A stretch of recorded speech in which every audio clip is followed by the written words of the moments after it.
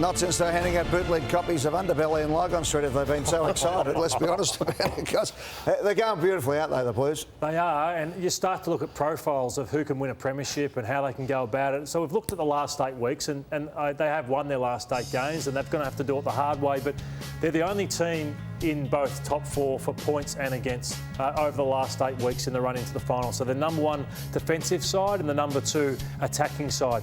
But there's no other team that fits that profile for both ways. So if they've got the Suns and the Giants the next 2 weeks, can they go 10-0 into the final series? And then can you win it from 5th if you're Carlton with a head of steam? I think you can. Of course you can. Yeah. You either keep playing that style of footy, they're going to be tough to beat. And look, they get back Harry Mackay. Now, he was part of the first 4 wins of this 8-win sequence. He went down early in the 4th of those 8 games, and that was against Port Adelaide. But they've done it without him now for 4 weeks, and it probably looked better in those 4 weeks without him. He comes back in. He obviously comes back in.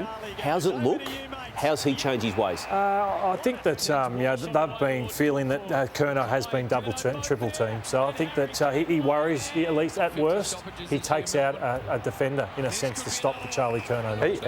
He'll be one who will benefit from them playing better as well. I know everyone's saying that they're playing better because he's out, but he'll probably play better because they're playing better. Does that make sense? Explain that. Hey, you know I've been banging on about the footies for a fair while, about the sheen on it and all the rest of it, OK? Well, it's an old saying in radio. When the DJ is sick of singing the song, the public are hearing it for the first time.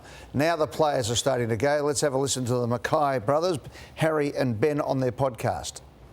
But the biggest thing that AFL needs to fix is that there has to be just a tool or a device that just gets the balls in shape and gets them kicked in. So that should just be, you should be able to repeatedly get the same footy in the same shape every time. Yeah.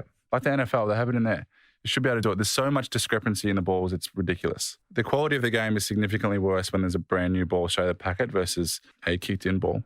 One thing that could just fix it straight away is every week you get dropped off the game balls. So us versus Brisbane this week, you get dropped them off and you use them for your training session. So you kick them in and you're responsible to bring your 6 balls back in and Brisbane can bring theirs in, and they're kicked in a little bit because they are right. You get a brand new pill and you warm up with kicked in footies. Yeah, I think it's a simple fix. There it is. Scotty Pendlebury City can't kick at 40 metres at the start of the game. We've been banging on about this for a while. One piece of equipment we have in our game that needs to be provided from the AFL. How about we get it right? Yep. Patrick Dangerfield said the same after they played the Swans up at the SCG back in the middle of July. He called them even waxy, the footies up there. So if the best players in the game can know